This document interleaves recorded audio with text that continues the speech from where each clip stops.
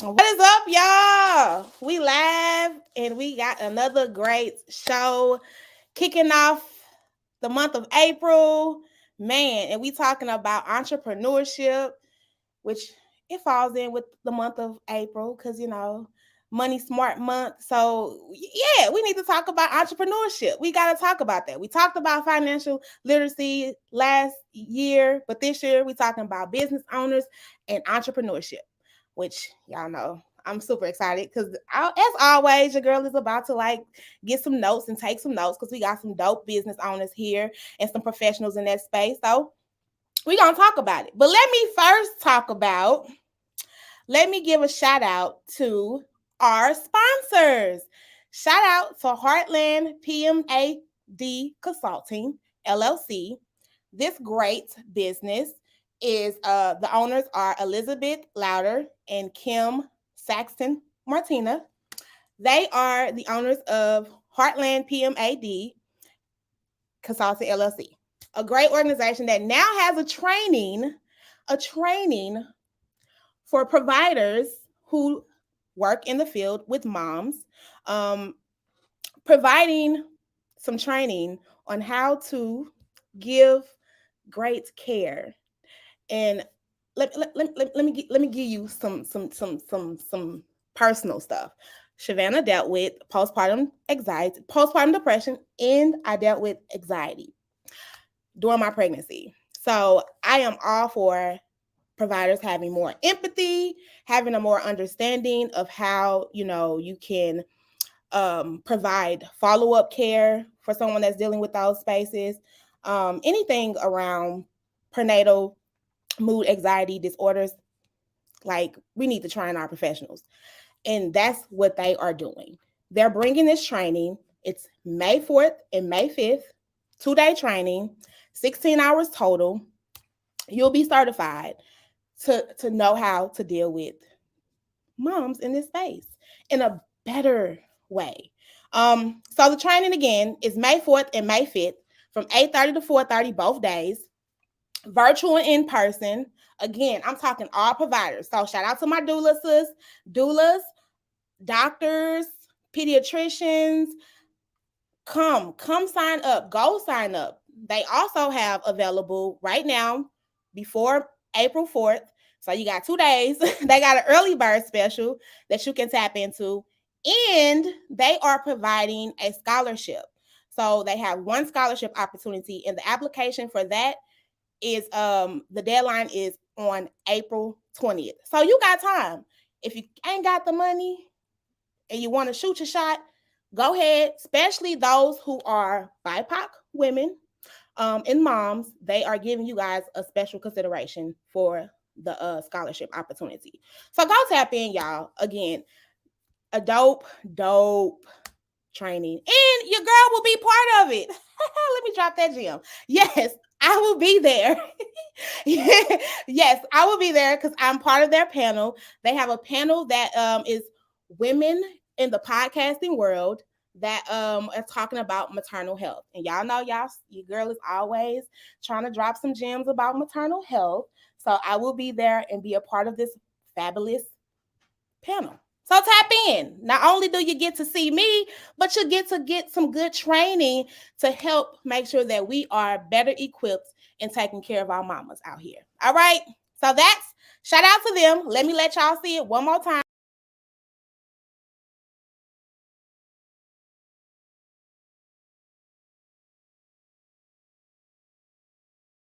Now go tap in, go sign up, and tell them that your girl at the Hood Talks podcast sent you.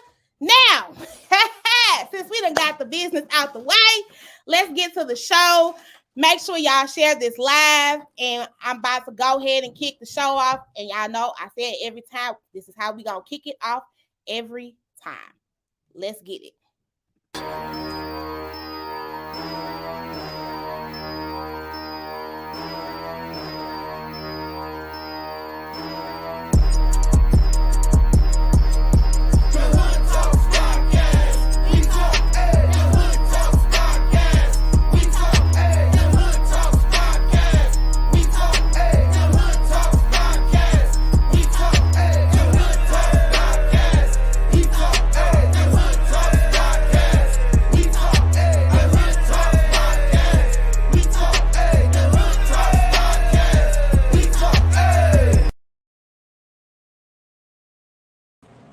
Hey, I love it every time. Every time, y'all. It just give me my extra like.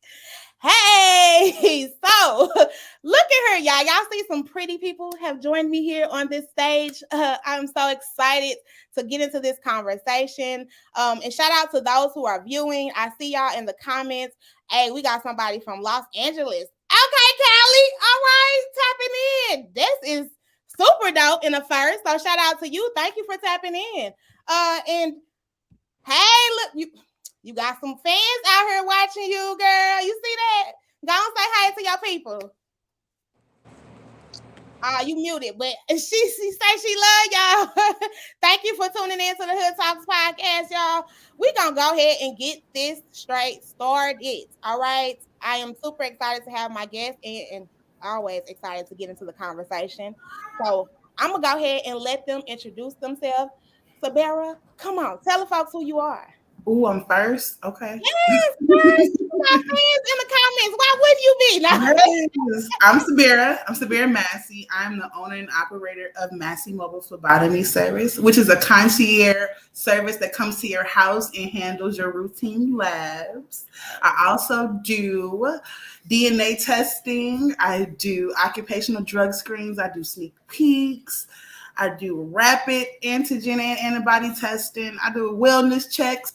I'm dabbling in some IV therapy very soon, so look out for that, and therapeutical blood phlebotomy.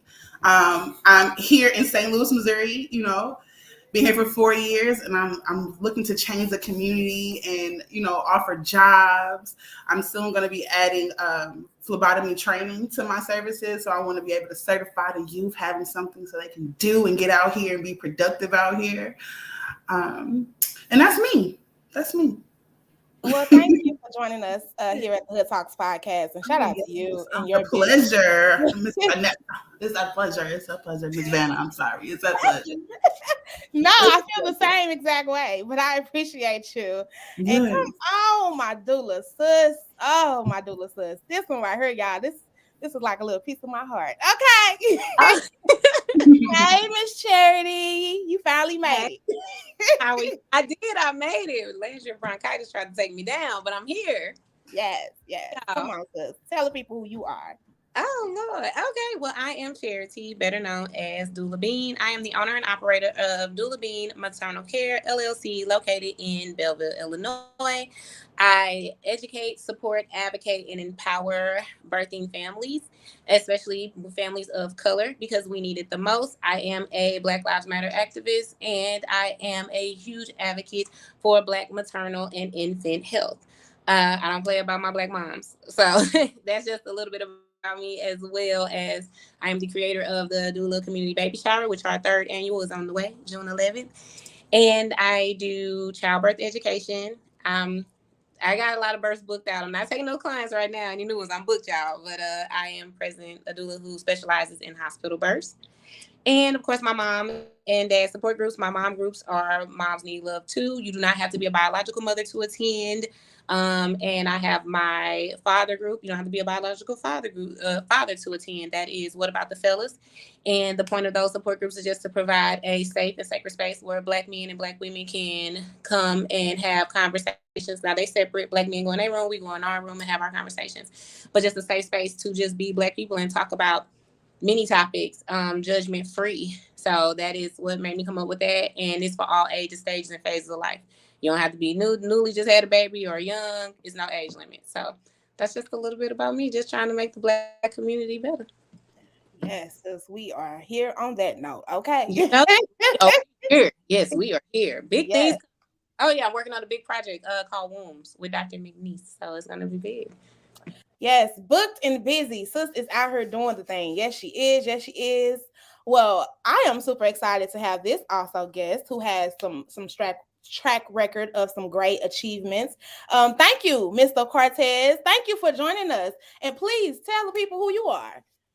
Well, thank you so much for having me, Vanna. Listen, I am Cortez Hustle, host of the Cortez Hustle Show and founder of Thornton Online Marketing, a full-service digital marketing and software solutions company that specializes in helping small businesses, including coaches and consultants, to expand their online presence, make more money without paid advertisement.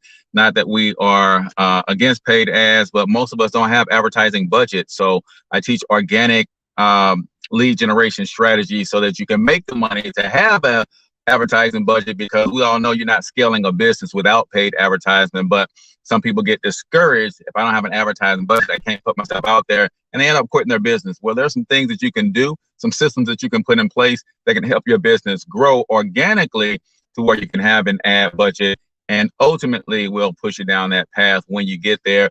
I, like you ladies, are on a mission to change the culture, right? My mission, and finally has been revealed to me after 47 years on this planet, just doing what I thought I was here for. It's been revealed that I am to play an instrumental part in helping Black people become the #1 employers of Black people in the next 2 generations. And we do that by building businesses that are profitable, fundable, sustainable businesses that actually hire people. And we're going to talk all about that today. So thanks for giving us this platform. And I can't wait to dive into this conversation.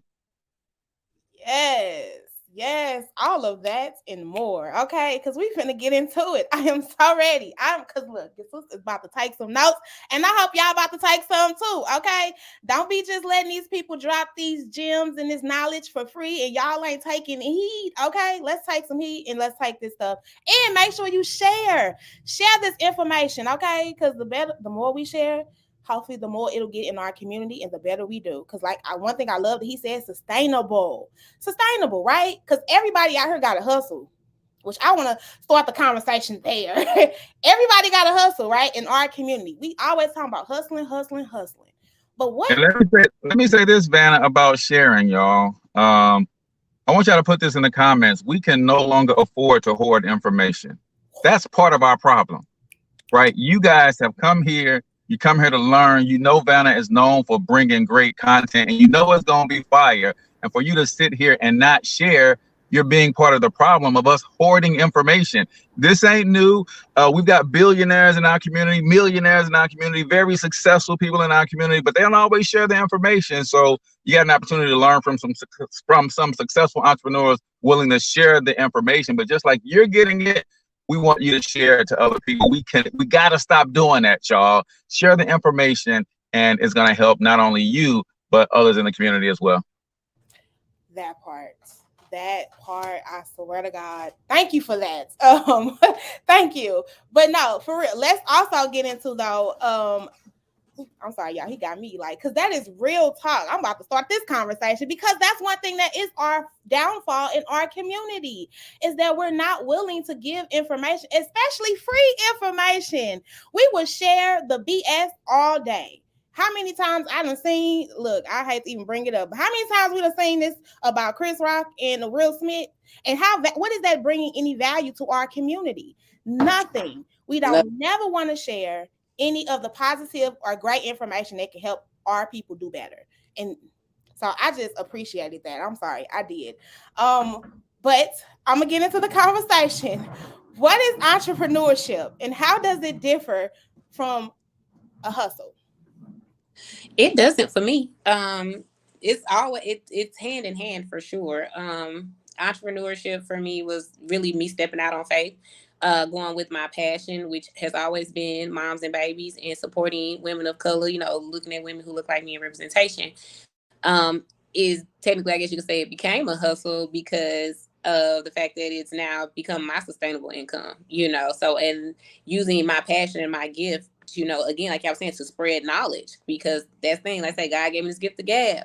So I'm going to continue to spread this knowledge and let birthing women of color know, hey, you got the rights you got the rights for that, and let me educate you. Oh, you never knew you'd use a birthing bomb? Well, let me tell you how you can use it, So for me, I feel like they both go hand in hand, and even throwing in that little side note there of passion. So your hustle, your entrepreneurship is your hustle, especially when it becomes to make your income, but it also has to be your passion for you to be successful in it. You know what? I don't think I have hustled harder until I became an entrepreneur. Till I honestly, like you said, took my leap of faith and put my back against the wall, and it was like, ain't no turning back now. That's when I really turned for me. I mean, because I think before that, I was comfortable with jobs, and I knew I was good at that skill.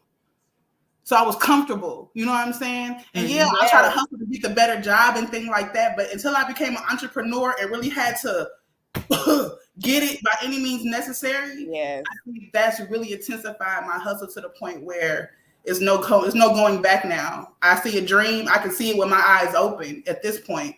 So it's like there's no going back. So the hustle is really, really, really hard to be able to get to my dream. And I feel like nobody's gonna hustle harder for my dream than me. You know what I'm saying? A lot of people, I think nowadays, a lot of people is like cake mix stuff. They want the recipe to things and they want to be able to put it in the oven and just watch it come and that's it. But it's not like, it doesn't go that way. And life shows you so much different things and gives you so much different things. And you just like, man, now I got to find this way or this way to do it. So hustling and entrepreneurship is definitely a big, because you get a lot of no's. You get a lot of people who say they don't want to work with you. Being an African-American woman, especially looking, some people, they kind of count you out before they even really talk to you, perception. So I think the hustle became really hard when I became an entrepreneur, harder than ever. Yeah. And for me, I think there is a slight difference, but let's be clear. Entrepreneur in its simplest form is a person that gets paid to solve problems. And when people ask the question, are entrepreneurs born or are they made? Everybody is born an entrepreneur. When you are a baby, you are paid to solve the problem of mobility, right? You're not paid in money, but the reason I want to start walking as a baby because other kids are moving around much faster. So there's a payout for me to solve that problem, right? And so we're all born entrepreneurs, but unfortunately, we have a society that beats the entrepreneur out of you, right? Because it doesn't benefit society at large for everybody to be entrepreneurs. And if you know the history of how the school system started, right, it was John D. Rockefeller that said, we don't need thinkers, we need workers, right? So the school system is designed to kill that creative genius that we're all born with for problem solving and teach us how to remember and regurgitate information. So when it comes to the hustle, I think the hustle is how we all start. And I think when you get serious about your entrepreneurial journey, you file that paperwork, you legitimize your hustle and you take it seriously. You file your LLC or your corporation documents, you get your EIN, you get your websites, and you really legitimize your enterprise so that you have a solid foundation to build from. So to your point, we all have hustles, we all have passions, and I teach people that's the best place to start, right? Is something that you are already passionate about, something that you are already good at, something, and sometimes it's not even something that you're good with as a skill. Sometimes it's an experience that you've been through and you made it out on the other side. That could be monetized and you can build from there too. So, but to the point I made earlier is, there's 2 million Black-owned businesses in America. Only roughly 100,000 of them employ people. So that's 1.9 million solopreneurs out here that are not creating jobs for people. And that's why we have the highest unemployment rate. So we've got to get serious about laying the foundation and build businesses that can be profitable and fundable so that we can scale and start putting our people to work. Ooh, that was very educational because I did not know that. Thank you for that information. You heard me? I just got taught something. Which, I mean, and let's think about this, because a lot of our Black businesses, we don't have sometimes the necessary resources to be able to employ someone. And we're doing, I think it becomes a big hustle because we're doing a lot of the work and we're doing it solo. But one thing, the legitimizing it, becoming a business, but how do we work ourselves out of a like position, like employing people to take over so that we're not the ones having to do the work? Because I think when we become a business owner, we're literally the ones doing the work. We're not thinking about how can we bring on other people to do the work and then have ourselves just a legit business that's running without us being there. Because then that's when the wealth come in, right? Is when you're no longer there, and you have all of these other people who can work for you, and you can be somewhere doing something else, or starting a new business. Am I right on that note, y'all? Talk to me. You are absolutely correct. In fact, that's been one of my biggest struggles. Like I say, I'm an incredible doula. Obviously, I can do that all day long. But what made me take a step back was when I had to get into the actual business side of it. Like you're saying, doing the EIN, LLC, and just getting everything, literally legitimizing everything from paperwork. And then now I'm going back and I'm keeping track of my own books and, things that will creating my content, doing things like that take me away from actually doing the work. And so again, now I'm reinvesting the money I am making from doing the work into obviously continuing, like running my website, doing all these things. I'm the only one doing that as the web, you had a team. And for me, I'm just one of the people, I like to pay people for their time. So especially with that, in our Black community, the mentality, if I am to pay you, I just won't ask, you suffer. I don't necessarily want to ask you for your time, or even somebody offer it. I'm like, nah, I do it because, we get the mentality, you want somebody to throw up in your face what they did for you. And you hate to have that mentality, and I don't necessarily have that mentality. I just hate to not be able to give somebody something for, helping me or participating. It bothers me, even though I know I got good people that would do it out the kindness of their heart. So that's just been my negatives with it. And then when you're doing so much of the work yourself, you are the product. Like for me, I'm the doula. I am the product, right? And then I'm doing all the work and I'm doing all the studying. I'm doing everything. Then like my home life takes a lack because I don't know where to set the boundaries. And I've learned that this year. I didn't know where to set the boundaries of entrepreneurship and being home, being mom, being sister, being daughter, you can't even have a relationship comfortably sometimes when you're an entrepreneur because you're just so wrapped up in doing it. And unless you get a person that truly, truly understands this hustle and this lifestyle, it's hard to even sustain a relationship. So those are my challenges with it. The time consuming and not setting boundaries. Go ahead. I think she froze. You guys? Yeah. Go ahead, Cortez. I think. Okay, I wasn't sure. I didn't want to cut anybody off, but I think this is the part where we have to come together as not only a Black community, but a Black entrepreneurial community. Like, I don't think we do that enough so that we can find true sources of help and things of that nature. And to your point, Vanna, the reason that we don't scale in a lot of cases, and this is my case too, I just interviewed 3 companies to bring me some VAs. I'm ready to hire my first people, right? So I'm super excited about that. But I didn't get to that place until I really started to understand that there's levels to this, right? Everybody starts, hey, I'm good at digital marketing. I'm just going to be a business. I'm going to have a business, right? Then it's like, okay, I got some money coming in. Now, all of a sudden, it's like, no, there's another level. I got to legitimize my business structure, paperwork rise, and my public facing assets have to be on point, right? And it's like, okay, great. And then I took a class with the Black Business Mastermind Group, Dr. Danetta Watson out of Kansas City. And she taught me how to run my business by the numbers. And did you guys know that still to this day, the Small Business Association has tens of millions of dollars for Black entrepreneurs that they can't give to us because we are not foundationally set up correctly to receive the funds. Like, we don't have the paperwork done. We don't have the employees. We don't have the numbers and the projections of our business, because a lot of us start businesses because I want to be my own boss. I want to make my own money, make my own schedule, which is great. But at the same time, you also have to think about the end in mind. If I'm going to build a multi-billion-dollar international media conglomerate that will one day surpass Ted Turner and Walt Disney, I got to lay a foundation big enough to support that structure. And a lot of us are just not educated on the types of foundations that we need to be building. So I think us coming together for talks like this and sharing, again, information, resources. What was that class you said you took? Oh, you're offering this class over here that's going to teach this.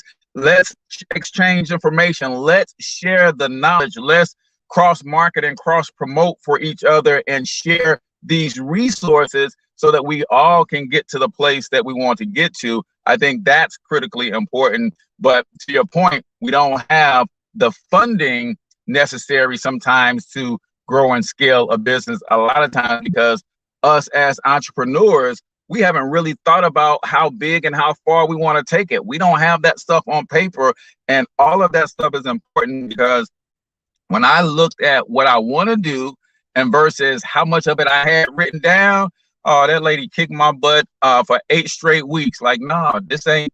If you sent this to a investor or a lender, they're gonna say, man, get out of here with this crap. This makes no sense. So we really gotta stop playing business and start taking business seriously and take classes and read the business books. And it's hard because as solopreneurs, we're doing all the work, but we have very little time to get ourselves educated on some of these things. But that's what actually has to come to. We have to make time for those things and build the solid foundation to go from there.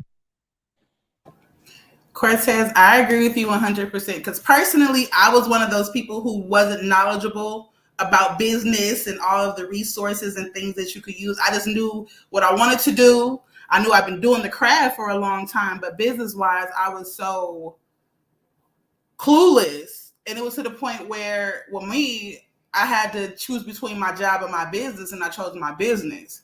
And it became to the point where I couldn't be 2 places at once. At all. I was getting all of these clients and all of these contracts, but me trying to do it solo, it was like, okay, yeah, you need to be able to start hiring people, doing more research, doing things like that. So I agree with you. Knowing your research is definitely big, especially when it's which is your scope of practice or whatever you doing. You have to be super knowledgeable of what you do in the ins and out, because I'm like, it's more than just drawing blood at this point. You know what I mean? It's way more than that. It's more, I'm paying people payroll. I got to get property taxes here. I got to get this here. This business bank account getting kind of low. I got to go into my real funds. Like it's way more than just that. So that's dope that you said all of that. It's definitely needed. Yeah, and we don't say that to scare anybody off from entrepreneurship. That part. I truly believe that entrepreneurship is the shortest distance between working class and wealth is a straight line called entrepreneurship. So I'm not want to discourage anybody who has started like I did, raggedy as heck, right? But then at some point, you got to go back and fix all of those things. You have to go to, at some point, you have to get serious and make sure you put all the proper things in place. But by all means, we all got a gift from God. And this is my personal belief. I believe that you have a passion because that passion is actually a homing beaker that's going to lead you to your purpose. And I believe where your purpose is, there too is your provision. And I don't know anybody's religious backgrounds or belief of those of you who are watching, but I don't believe that the God that I serve said, I created you for a specific purpose.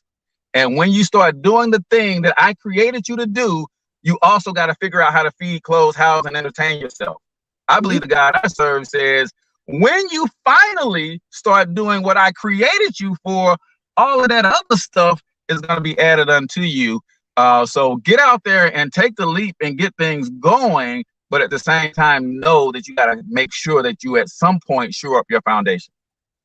Ooh, I agree with him 100%. I mean, in my business, obviously, it's a little different. I didn't know how this was going to go. I didn't even really look at it like a business. I was just doing what I love, and it's because it's what God's purpose was for me and put me on this earth for.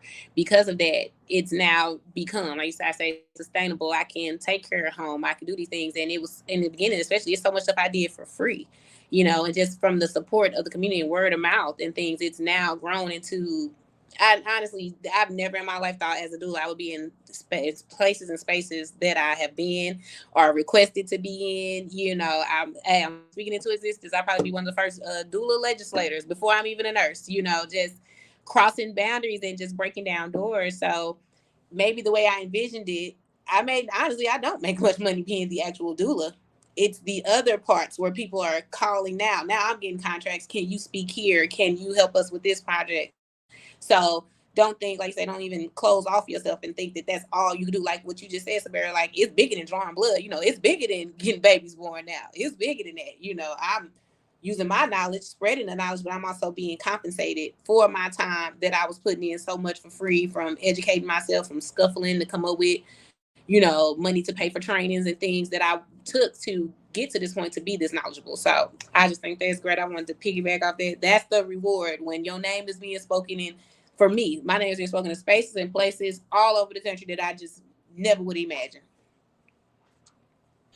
Yes, that's when you going and thriving off that passion, because I feel that. I feel that. As someone who is newly establishing into this entrepreneurship space, but I definitely, I'm like you, Sabir. I know I can go get a job. I could go work a 9 to 5 real quick. I could do any and everything. I've done any and everything. But this space right here, when you like, you're the one doing it all, and there's no time limit. Like you have to you make sacrifices that people don't know about. It's late, late nights and early mornings. But then you get scary because like you start creating proposals, and you like, I ain't never touched a proposal. I ain't have to go get the business. Like I just worked my job and did my one duty. Now you are like, I am trying to venture off in all these different spaces to get people to draw into what I am doing. So it is not easy, but I'm definitely, what he said is like, don't shy away. That's when we tap into the resources, right? I know you said like Cortez, you were talking about people that do get into these training spaces, get into these classes and these courses, and get you some, like, especially for our low income families and individuals. There are, because the legal side is really important, and it's a lot you need to know. So you need to tap into lawyers, and there's programs out here that specifically can help you, especially if you're low income, and give you a lawyer who can assist you in that space. So be really intentional about the resources that you seek out if you are getting into that space. Anybody got a resource that they want to drop out? Let me drop one. I was just gonna say I got one. So and I stumbled across this just by researching. So in Illinois, it's SIUE.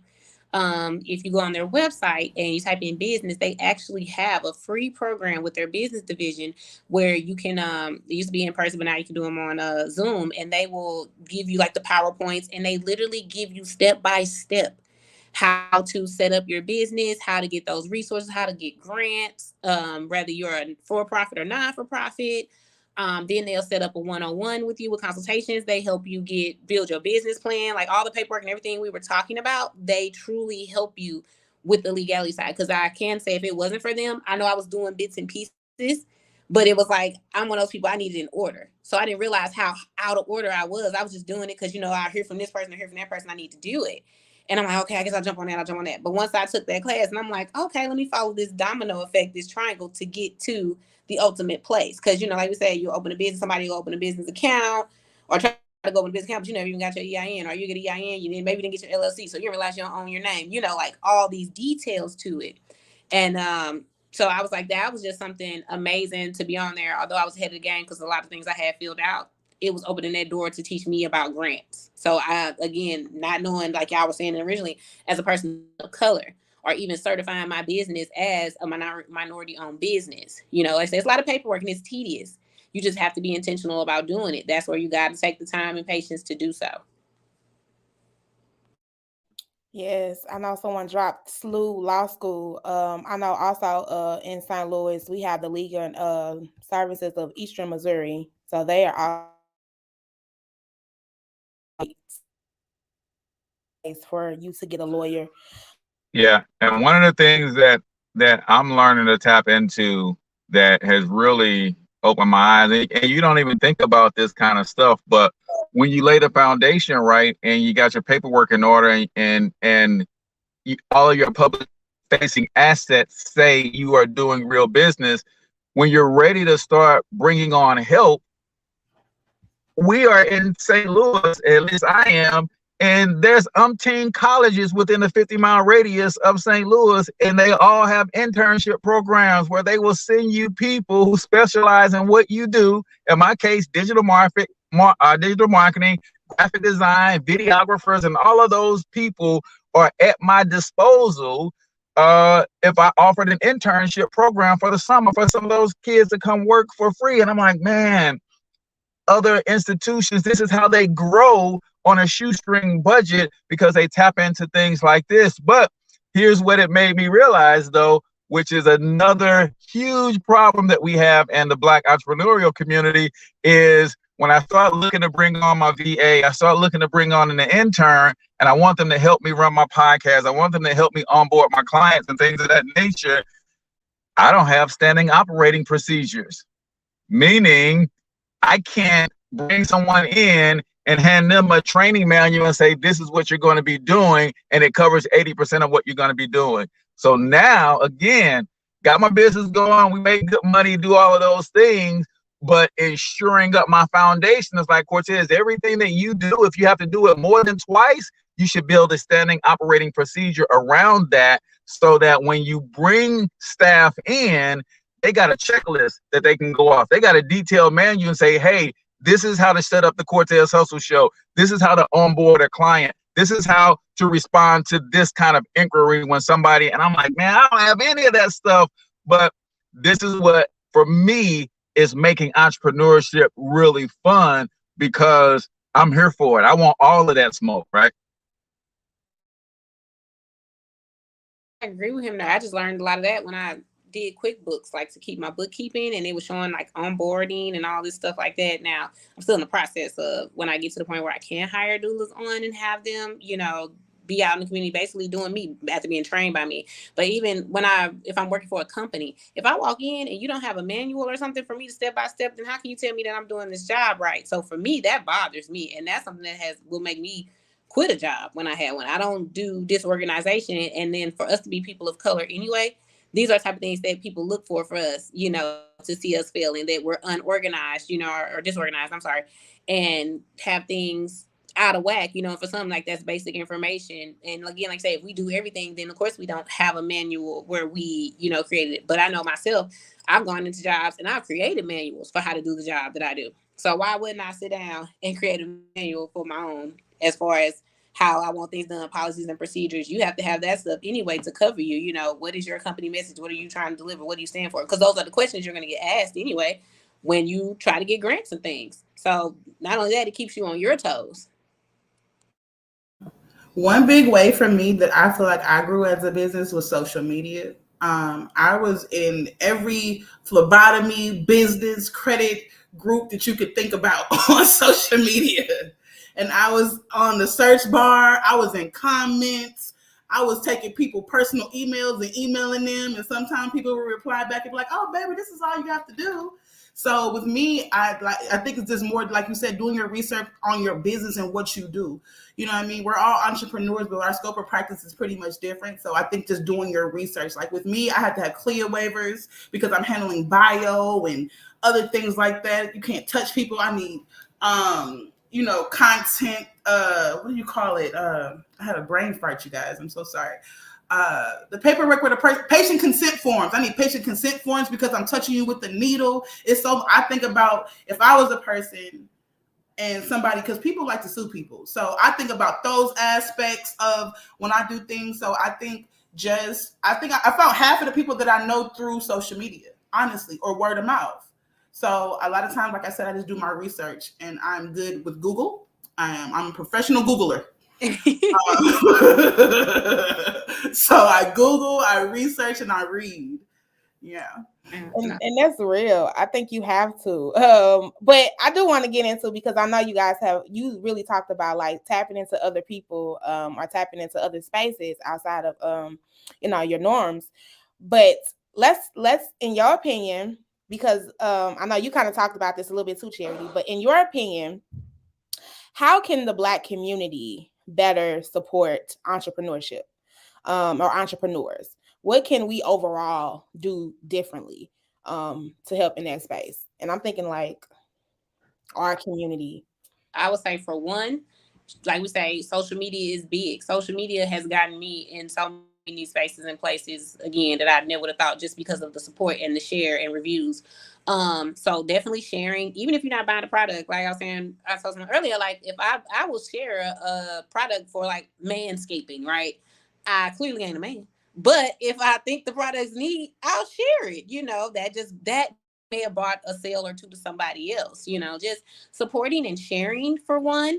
And then also a big thing is stop always bashing every black owned business. And the first thing you say is because it's black owned. See, that's why I support black owned business now. And it's like, really? Like, you can have a bad experience anywhere. You had a bad experience at McDonald's.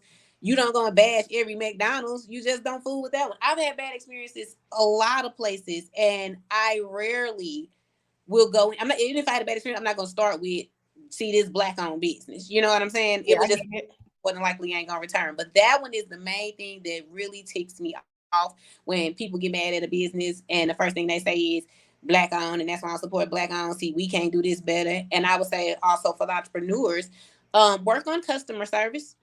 You cannot take your personal, it's a lot of times I would like to tell people where they could go. Don't get me wrong. And Charity outside of Dula Bean might tell you where you can go. However, that's the real in the raw right there. Yeah, no doubt that charity will tell you where you can go. However, Dula Bean Maternal Care LLC is going to handle the problem, whatever situation that comes on, with grace, with dignity. And then that's not always saying that the customer's always right, but I would never sit here and argue with somebody or call them out their name or even get to the point where we finna fist fight or something of that nature. So it's easy as, I apologize for this experience. How can I make it better? If I have to refund you or whatever you have to do. But we definitely have to work on our customer service, because that's one of the main reasons they want to attack us, because our very own people want to attack us and tear us down because, we have a bad experience there.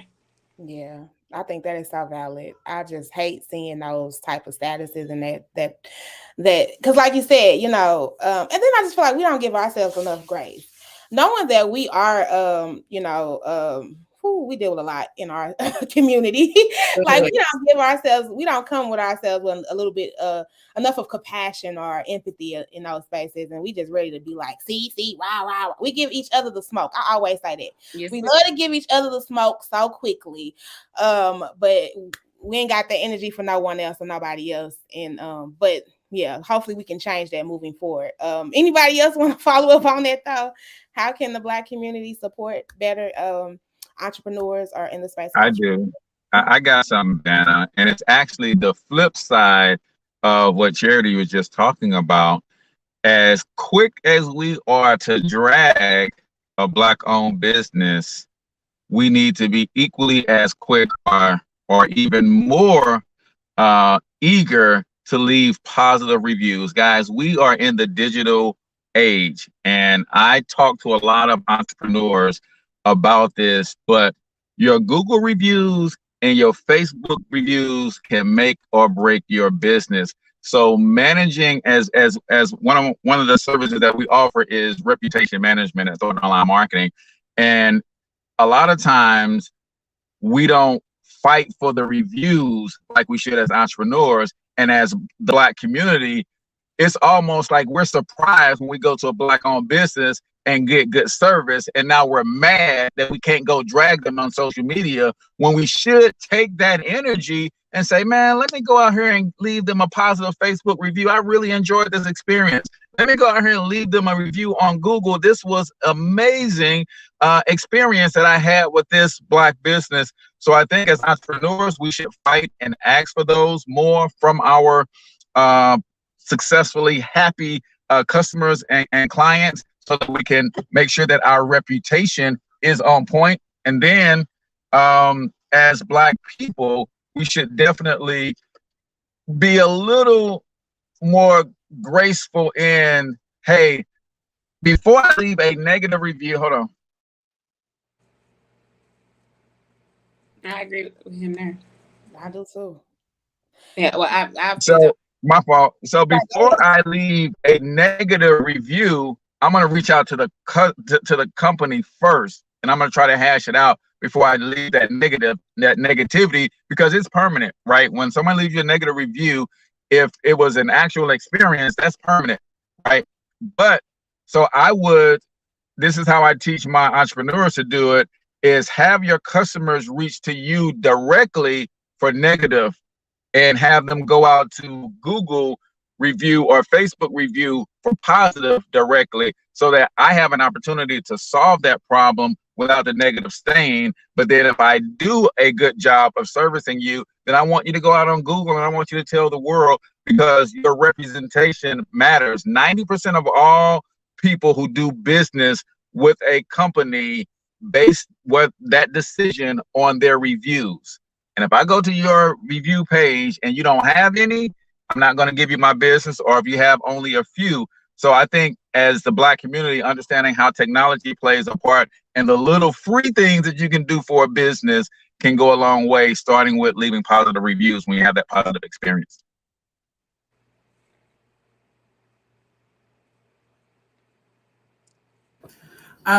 With me, what I would say, like social media is, like I said, social media is really, really big for me. So for the ad, for us to support each other, I definitely think it's sharing content. A wise person told me content is currency. So the more that you share, the more that other people share for you, or just even represent. Like I'm really good at getting like banana puddings because I love banana puddings, and then showing it. This is banana pudding. This is fire. Woo, woo.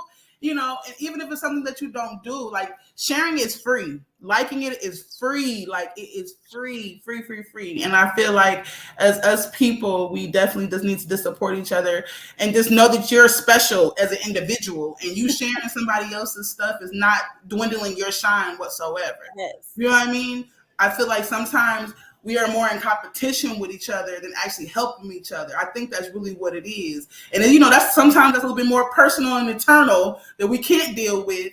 But that's when the healing needs to come through the community. That's what the healing Don't get me started. That from my doula sister right there. The healing, the inner healing of yourself. And it starts with you. So, because a lot of people don't share my stuff, but I share their stuff all the time. And it doesn't dim my light. I don't feel like it dims my light at all, because I feel like I'm special as an entrepreneur. I'm special. Like you said, Cortez, I got a purpose here. I was an entrepreneur from the womb. From the womb to the tomb, I'm going to do it. So I think just knowing that we're special as individuals and sharing somebody else's post, even if it's a good idea, share it. Forget it. You know what I'm saying? It's never going to dwindle your light as an individual and what you're capable of. That's how I feel. I agree on that one. Like, I know a lot of people get in competition. Though, as one of my doula sisters always say, shout out to Bernicia.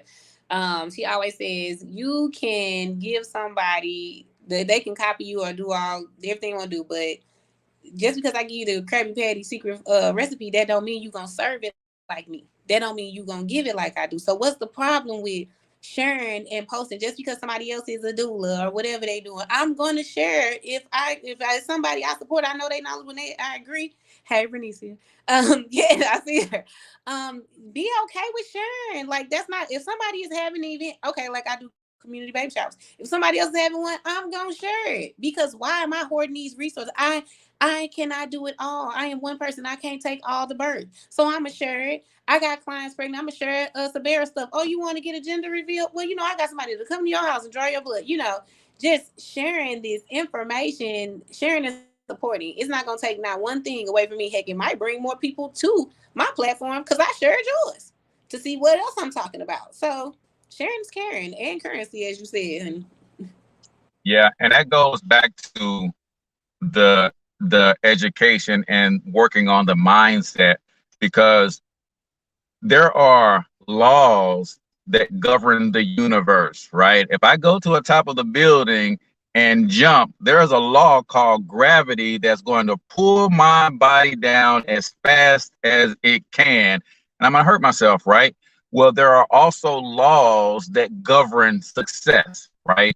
And sometimes as entrepreneurs, we study our industry, we study our skill set, we work on making the money, but we don't study these particular laws of success. One being the law of reciprocity, right?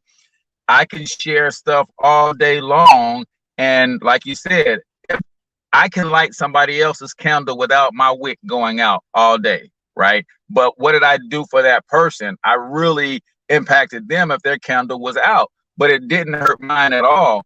So when you think about the law of reciprocity, it says when I sow a seed, it doesn't matter when I sow it, how I sow it, where I sow it, I am going to get a return on that investment. I am going to get a harvest.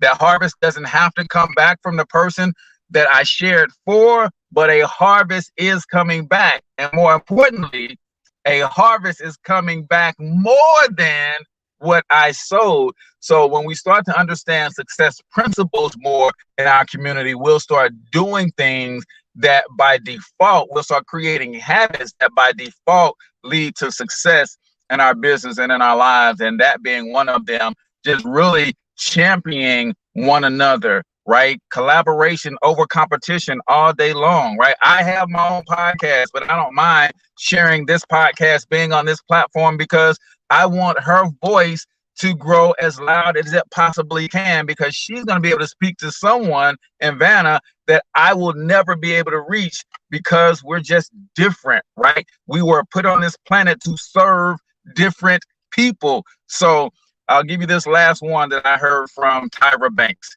And this is one of those success principles that you really got to understand. She was on with Damon John when he did Black Entrepreneurship Day back in January. She said, different is better than better. And I'm going to let that marinate on some of those who are listening. They might have missed that. Different is better than better. We can argue till the cows come home that McDonald's fries are better than Wendy's fries, right? Because better is relative.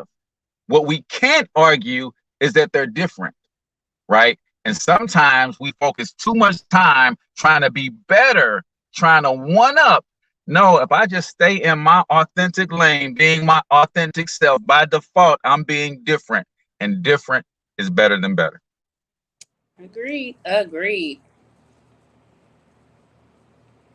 And that marinated for me. You, I was like, drop the mic. Drop the mic on that one.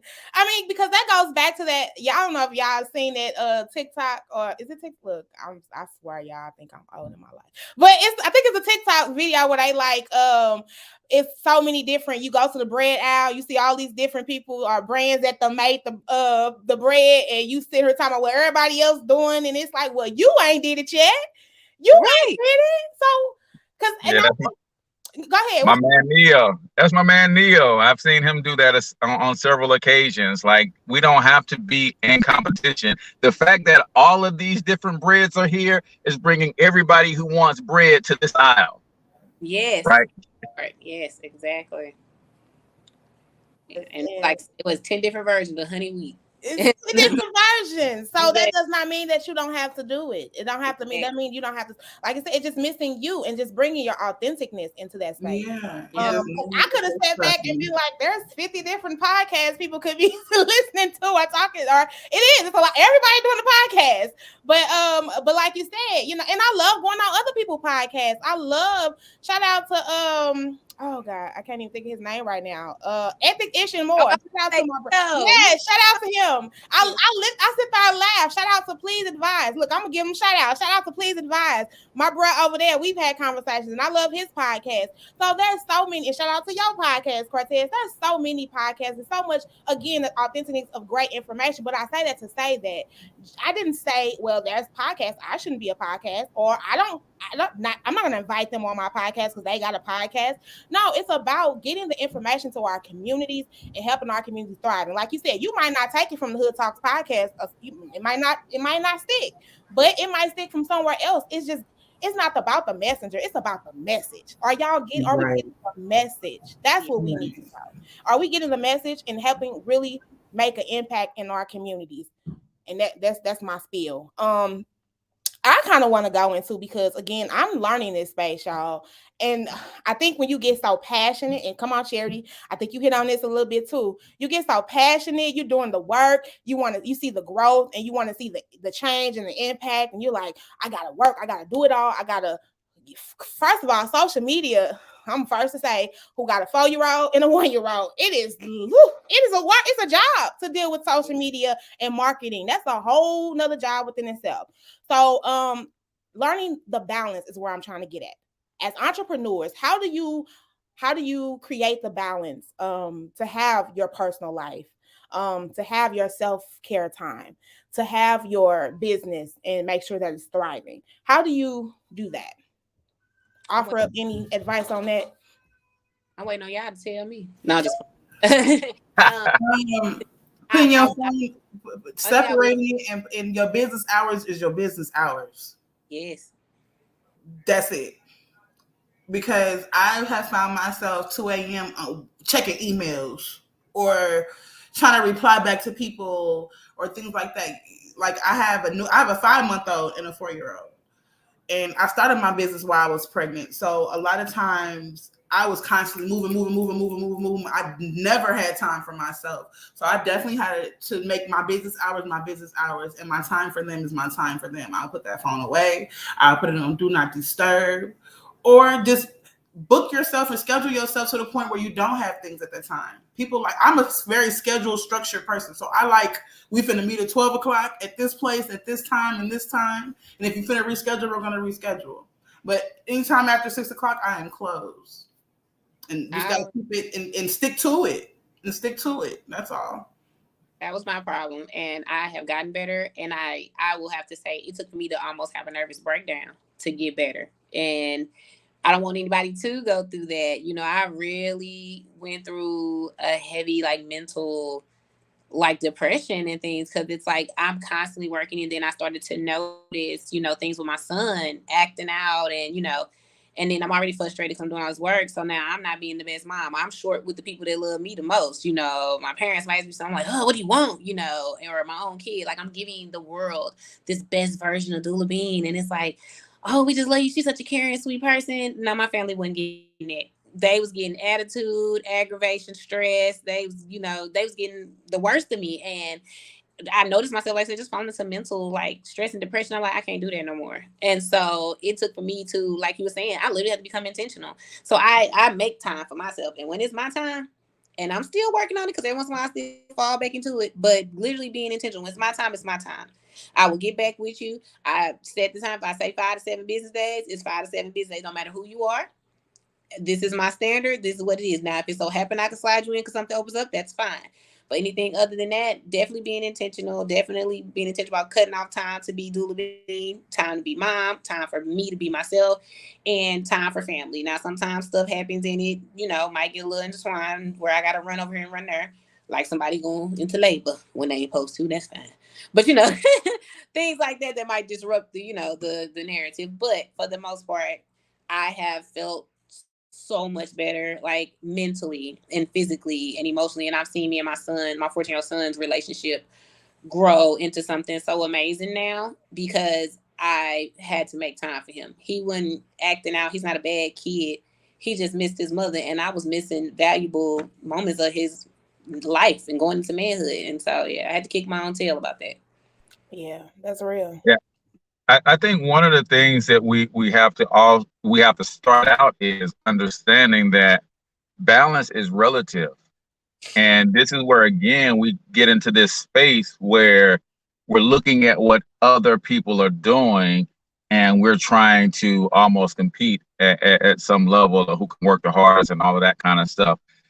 I use the analogy of football. I'm not a huge football fan, but I understand in football, to score a touchdown, you can either run the ball in or you can throw the ball.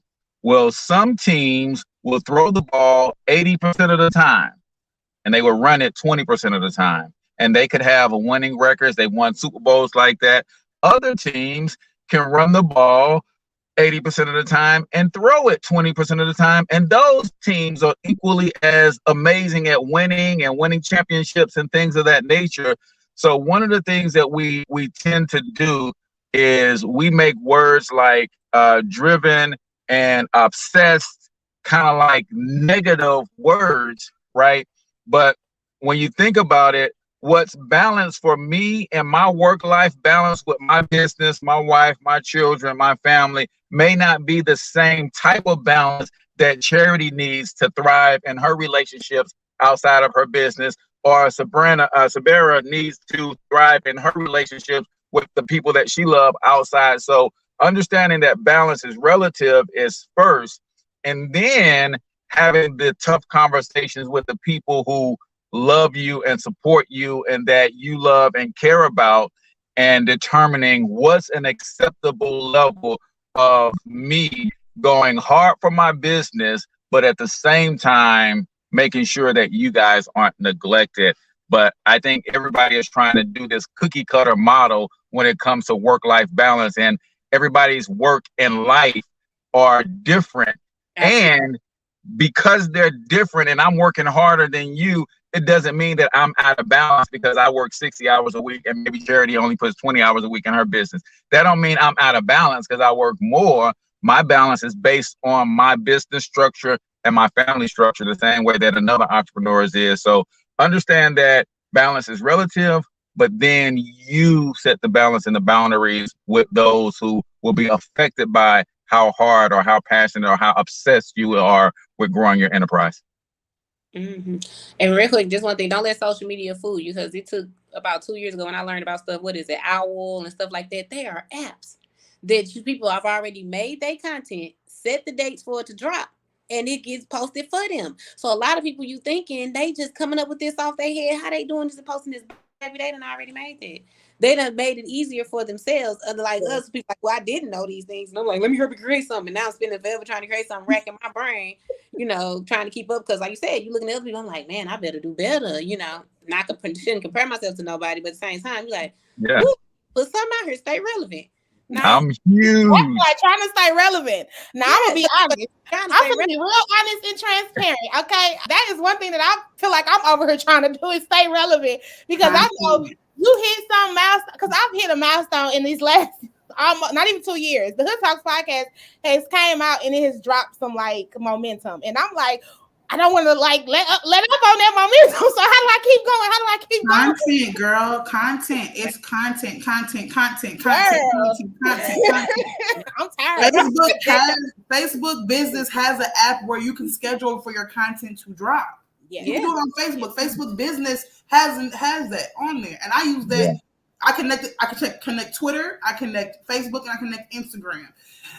They say you post 3 times a day at these certain hours. People have their phone 24/7, Mm-hmm. But back to what you were saying though too, when you get overwhelmed, support and asking for help.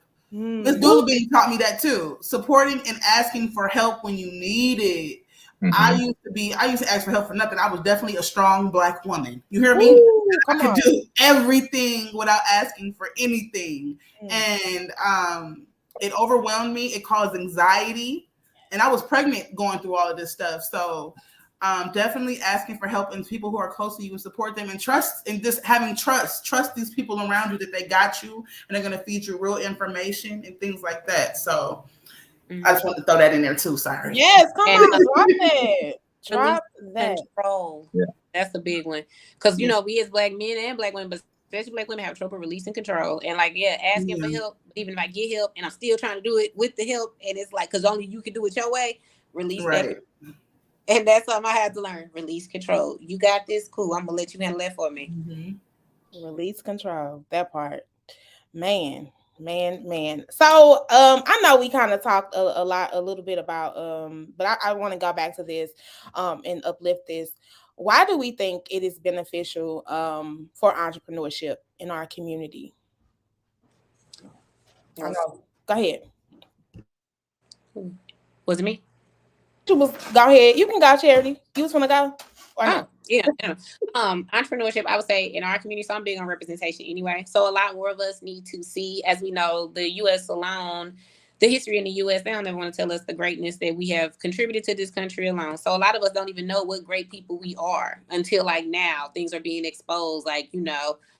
A Black woman created the GPS. Shout out to her, okay? Because I would never follow a map and get anywhere. Just throwing that out there, just things like that. And that was what? Entrepreneurship. You know what I'm saying? If you think about all these historical inventions and things that we have contributed to this country, and that's why I say the representation matters. We need to go out in our communities and see these businesses thriving and see this with our Black faces, see our Black faces and bodies and spaces and places, because that's what's going to inspire the youth that's coming up and inspire them in a great way. Everything isn't that you only can be an NBA player, or you only can be a rapper to be successful, or you can only be an IG model these days and, be successful. It's so many young girls that don't have a clue, and it's not knocking, because I'm grown. I can say I love Cardi B and Megan because I'm grown, but it's young, but I also know the difference. You know what I'm saying?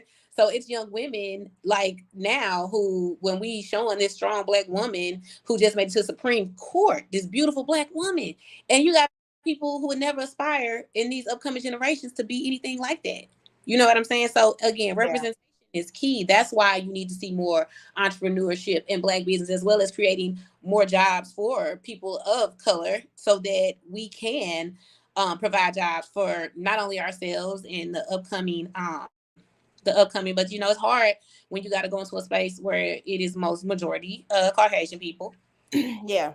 You I was know, gonna say the work experience for us becomes different, yeah, being employed in these spaces where there might not be a lot of the cultural norms that we are used to. And we yeah. have to that's when we go to that code switching. Yeah, or now you in a space where people are saying certain things. Okay, look at everything. Every day we turn around, it's something happening in the news. So let's piggyback to like George Floyd. You sitting here in a space, you the only Black person, and you are surrounded by, excuse me, you're surrounded by Caucasian people who don't understand the Black experience. You don't know what it's like to feel that way. So when they saying negative things or saying that, oh, he just would have did this, or Trayvon Martin, you can't understand what it's like for me to be a Black woman who is raising a teenage son. When I tell my son, I don't want to see you crossing between nobody yard to get nowhere, walk on the street so we can see you, stuff like that. But I'm working in a space with a majority of white people who cannot relate to that experience. You don't know my fears. Living even where I live, Shiloh, yeah, it's nice, it's great, this is so this. What am I preventing from? He still can get shot in his back by a neighbor, knowing this child has lived in this area all his life. But all you got to do is say that he looked threatening. Now that he's 6 feet tall and he's 14, you see what I'm saying? Yeah. Yeah. And those are work stresses that those are stresses that you present sometimes in your work environment, because again, that people might not understand the stresses as being Black. So Yeah, you might be triggered a lot quicker than other people. And that's when we absolutely. come into the angry Black woman. But you're like, I got all these things going on in my head. I'm having to sit here for 8 hours and deal with not only this toxic work environment, but I'm also thinking about my child out here, or I'm thinking about a family member. Or I'm thinking about just all of these things that we think about as Black people, and they don't understand that, and so they want us to sit here and be all we thinking about is work. Like they be like, oh well, you just leave that at the door when you come to work. You can't leave I that at the door. That's not possible. can't. Yeah. Yeah. For me, at the end of the day, entrepreneurship equals ownership. And to your point, I tell my Black brothers and sisters all the time, um, until we own our communities, we can't dictate who polices them, right? And you don't do that without entrepreneurship, right? Think about your local community, wherever you live. The people who have the most power, the most influence, are the people who own that community. They own the buildings in the downtowns. They own the businesses. They own the institutions, the schools, and all of those different things. Those are the people who are running our communities.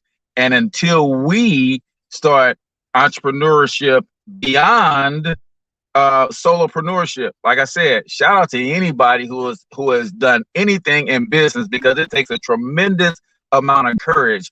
But we got to at some point go beyond retail and look at ownership from raw material all the way through to retail. So we've got to get to a place where I love my barbers and the beauty salons, but can somebody start being the wholesaler who's distributing to those people? I love them. My restaurant owners, can somebody raise enough chickens to sell chickens to all Black-owned restaurants? So we know we some chicken-eating people, but nobody's raising chickens. Could somebody at some point own a salt mine, so at all of those restaurants, somebody, just like the Morton family, owns the salt on the table at all of our restaurants? Entrepreneurship is a pathway to ownership.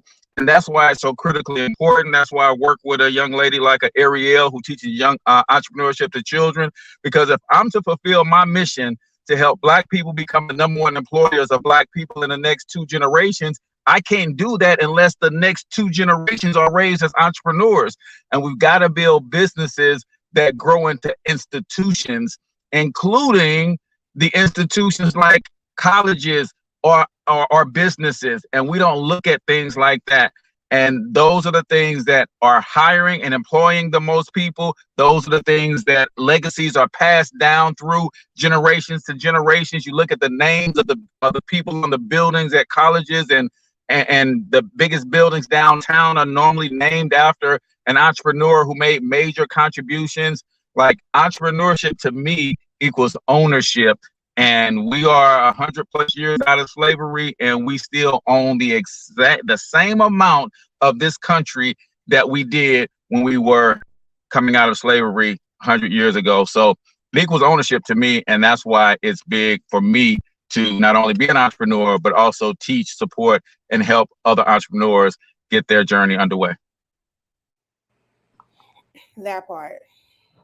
That I think that is so valid. I talk about that a lot. Like, we talk about Wally World, but we ain't got nobody that's thinking to think about. And we have some Black businesses out here that has, like, laundry soap. I've seen a lady on Facebook. I think she does deodorant. So we have these spaces, but no one has said, let's partner. I'll get the building, and you just provide the products. No one has thought about that. Yep. You could be the next Black Walmart. Okay, but hopefully catch that gym, somebody out here, and get to work. All right. But yeah, it definitely will make an impact. And I think one thing that I want you hit on is that making sure that we're teaching our children, passing it on, so that they don't have to. Because I think in our society, or in our, now I don't know everybody's age, but I'm gonna just speak generally. But it was told to say, like, hey, go to college, get a job. Go to college, get a job. Go to college, get a job. You got a job, you good. For me, it's like, go be an entrepreneur, start your own business. And shout out to Ariel, and I cannot think of her organization right now. The Young Biz Kids, starting them early with that information, that stamp, that LLC, like starting them early with that business, especially if you see that they're passionate about something, and getting them in the spaces where they're getting to see the norm is to be these business owners. And they get to see, mom and dad doing it. So again, and let's not say, because I don't want people to feel no type of way, we're not saying that a 9-to-5 ain't good. And shout out to Charity. I know you said you was working your job until you were able to fully get your business to fund itself. Sometimes you have to do that. Sometimes you have to get into that space, because we also know people are still having families, and they have to feed themselves, they have to live and maintain. But that is not to say not to give up on your dream or your aspiration if you want to come into this space. You got to work that job until your business work itself, right? Yeah. Yep. Still got one. Since I still got one. Still got one. Because it's not easy though, right? The month come where it ain't hitting. I got to make sure this is consistent. So, I mean, it's sustainable. When it hit, and it's still thriving. But yeah, I got one now because I still have a teenager to raise, and I'm still in school. So, like a sacrifice I had to make. And I think it goes like what you were like. It might not hit every month the same. So sometimes you have to make sure you have something that it's coming in, because that's another thing is like, oh well, my business gonna boom if I if I do this or but sometimes there may be a space where it's not. So you really have to make sure your finances are in order.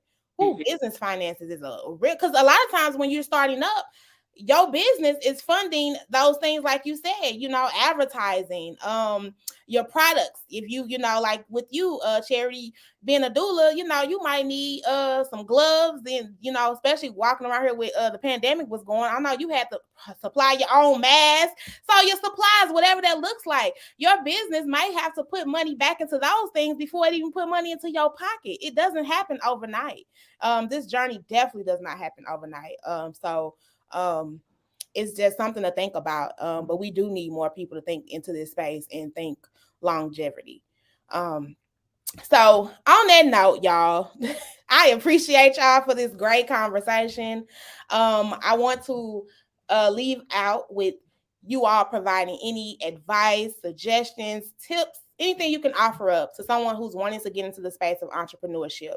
And then also, if you want, leave your contact. It could be, Facebook. Some people drop their phone numbers. Hey, I'll leave that to you. It's up to you. Now, when they calling you at 2:00 in the morning, like, hey, what's up? Don't say it was me. It was not me. I didn't do it. But please offer up your all's your tips, your advice, your suggestions, and then also a way if you would love for them to reach out to you all. And we'll start with Sabera. Let's see, my quote. I have a quote. Mine is no rain, no flowers. When you're starting an entrepreneur, no, it's perfectly normal to be overwhelmed. It's perfectly normal to have anxiety. It's perfectly normal to have fear. It's perfectly normal to not know where you want to go. Uh-huh. All this stuff is so normal. And I didn't know that until I became an entrepreneur, because I used to stress the heck out.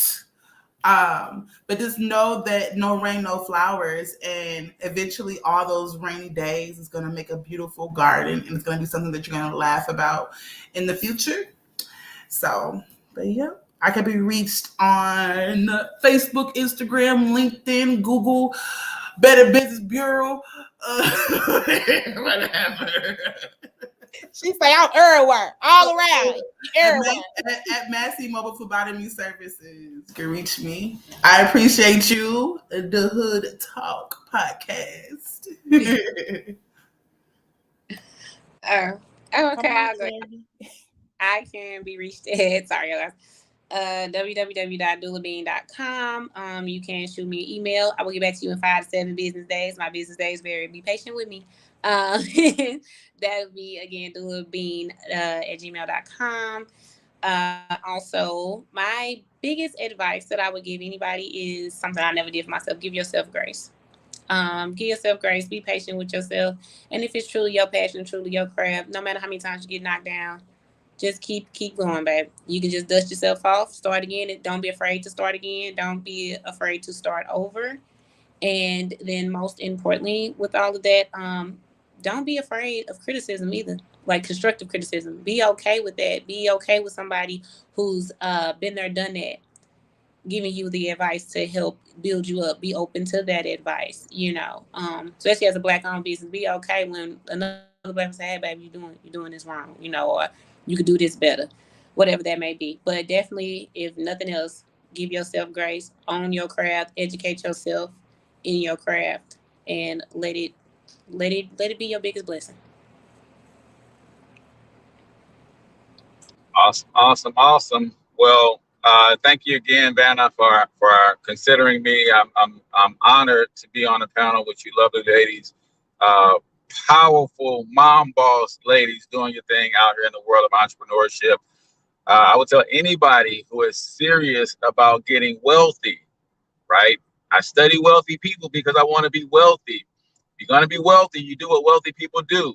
Here's what wealthy people do. They find one or two ways to get paid for one or two things that they already love to do. Then they build a brand and a system around it, right? Y'all hear all the time that rich people got 7 streams of income, and that is very true, but they don't tell you the whole story. All streams come from rivers. So before they built 7 streams, they built one river, focusing on one thing. And from that one river came all of these other streams. So you got it in you to do it. God gave each and every one of us a special gift, talent, special ability, put us through some experiences that all can be monetized. The question is, do you have the courage? Because that's what it takes. It takes courage to be an entrepreneur. And if you got courage, then I would say go for it. Well, y'all, the gems have been dropped and the conversation has been had. I appreciate everybody for tapping in and tuning in to this episode. This is the first month. Y'all know every first Saturday we kick it off with a live show, but we got more coming this month. So yes, we got the Hood Needs segment with big brothers and big sisters. We will be talking to a group of them. Tap into that space where we learn about that organization and what they do. And then we have the Hood Hills with Miss Monica. We're talking about narcissistic behavior. It's out there. It's real.